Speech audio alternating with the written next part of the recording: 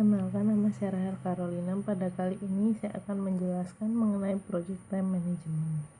Jadi project time management itu adalah di mana suatu proses kita itu mengontrol dari produktivitas waktu yang ada pada proyek.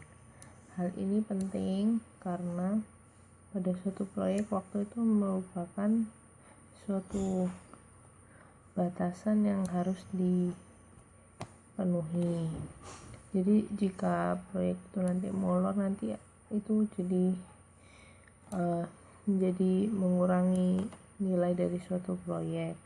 Oleh karena itu penting untuk kita melakukan manajemen dari proyek itu sendiri, manajemen dari waktu. Jadi ada banyak proses yang ada di project time management. Project time management itu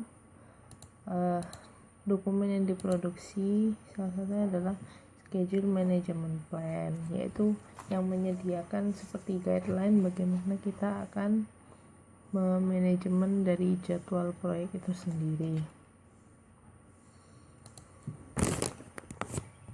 Untuk proses yang ada pada knowledge area project time management ada banyak, ada 7. Yang pertama adalah plan schedule management, itu dimana kita membuat perencanaan bagaimana kita akan mengeksekusi dari project schedule, terus mengontrolnya bagaimana. Nah itu nanti didokumentasikan menjadi schedule management plan dokumennya. Kemudian define activities tuh kita mengidentifikasi dan mendokumentasikan tindakan yang harus dilakukan untuk kita membuat project deliverables. Jadi kita di sini mendefinisikan aktivitas apa saja yang harus dilakukan.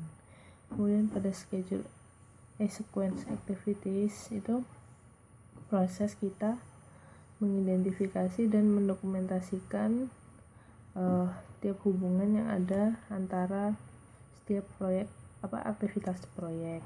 Kemudian estimate activity resource itu kita mengestimasi semua resource yang ada, mulai dari material, human resource, dan peralatan, semua yang akan dibutuhkan pada saat melakukan aktivitas yang ada pada proyek.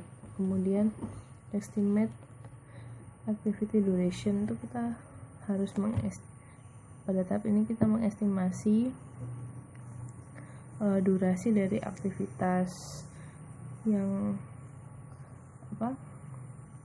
bisa dipenuhi sesuai dengan jumlah resource yang ada. Kemudian develop schedule nih, kita menganalisis activity sequence, durasi, dan resource requirements. Kemudian constraint schedule yang lainnya untuk membuat sebuah project schedule model. Kemudian control schedule nih, setelah kita membuat semuanya lalu melakukannya, di sini tuh dilakukan monitoring terhadap project schedule yang dieksekusi, itu dilihat berdasarkan dokumen yang sudah ada, apakah sudah sesuai atau belum. Pada saat kita membuat schedule atau jadwal, jadi yang harus kita buat itu adalah schedule baseline, project schedule, schedule data, project calendars, project management plan yang sudah diupdate, kemudian project document updates. Jadi di sini tuh kita membuat detail pada tanggal segini kita melakukan apa, terus kemudian aktivitas A itu deadline-nya berapa lama, tenggang waktunya. Jadi seperti itu. PM sangat penting untuk bisa menguasai knowledge area ini agar proyek yang ada itu bisa selesai tepat waktu dan bahkan bisa selesai lebih cepat tanpa menghilangkan sisi kualitas dari proyek, karena pada tahap ini itu memperhatikan juga dokumen lain yang menjadi input bagi knowledge area ini. Jadi sekian presentasi dari saya, terima kasih.